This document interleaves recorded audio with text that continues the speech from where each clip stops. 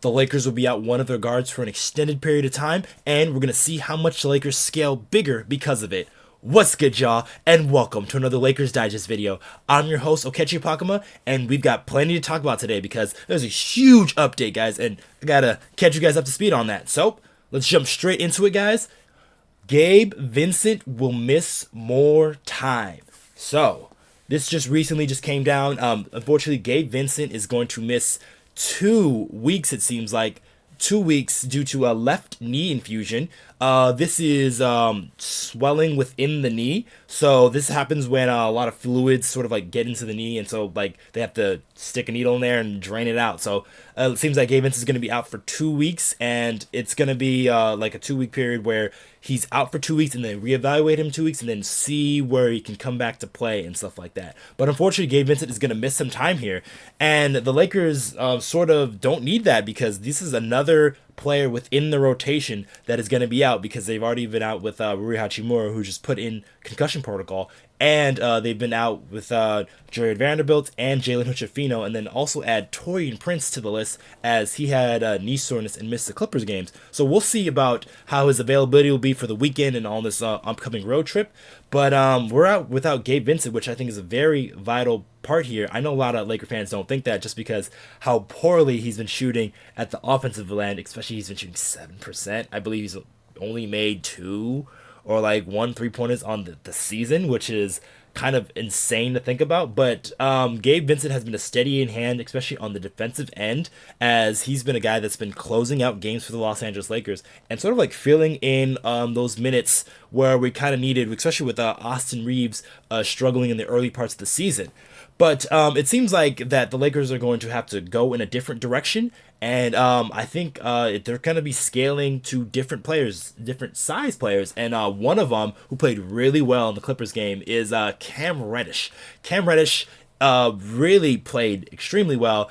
He had 8 points, but like if you look past that, he was guarding Kawhi Leonard and Paul George and putting together some impressive defensive stops against them, and really getting out and helping the Lakers run and just helping the Lakers do the little things, just being a guy just to be that 3-and-D guy. So Cam Reddish is going to be the guy who's going to be vaulted up, it seems, first because he was the starter for Taurean Prince during that Clippers game. So I think we'll start to see a trend continue as, especially if Taurean Prince is going to miss more time, that Cam Reddish is going to be the guy to get more minutes. He played 36 minutes against the Los Angeles Clippers, and that's without saying, like, he deserved all those minutes because he played extremely well and really defended those guys, Paul George and Kawhi Leonard, well. So we're going to need him, especially going down the road in Orlando to Miami and then to Phoenix. So these are all different teams that have high-level scorers.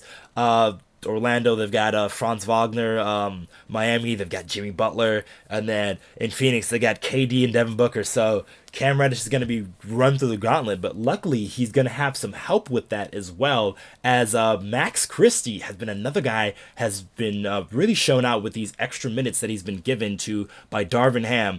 And Max Christie was the guy that a lot of Laker fans were really excited to see this season. And we're really hoping that it'll break through in this rotation and sort of like make an impact in his second year here.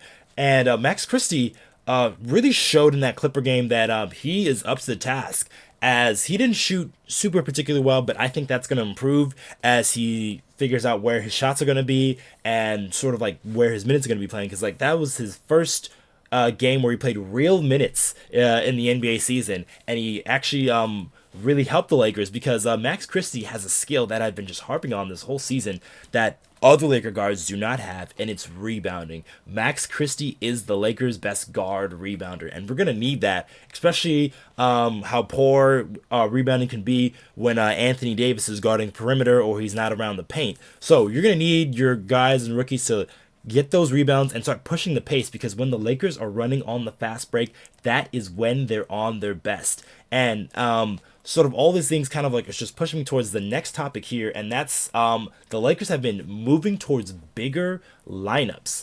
So, if you guys have been Laker fans throughout, and especially through last season, we were privy to seeing Patrick Beverley at the 3 position and just like a lot of small ball lineups where LeBron and AD were like the biggest guys on the floor. But this season, we've gotten a lot bigger guys with more positional size, and we can place them in different spots. So those guys include like Max Christie and Cam Reddish. Those guys are very similar into about size. I think Cam Reddish is a little bit taller. He's about like 6'8".